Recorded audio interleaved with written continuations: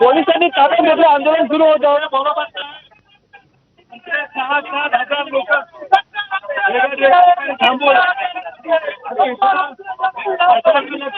शेतकऱ्याकडे यावं, यामुळे आम्ही आंदोलन करण्याचा प्रयत्न केला. आणि आता जर आंदोलन आपलं जात असेल, उद्या जाऊन श्रीमान लोकांचा फोन ऐकला, कोण लढणार?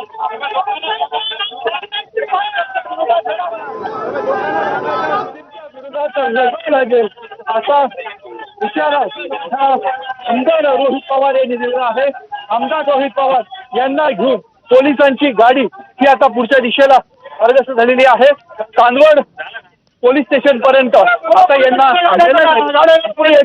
शक्यता आहे. आता नेमकं पोलीस या आंदोलकांना, आमदारांना कुठे घेऊन जातात ते बघणं ही तेवढंच महत्वाचं आहे. परंतु आपण बघतोय जे आंदोलन शांततेमध्ये सुरू होतं त्या आंदोलनाला आता कुठेतरी वेगळं वळण लागलं असं दृश्य या इथे बघायला मिळतं आहे. पुढच्या बाजूला देखील मोठा पोलिसांचा बंदोबस्त.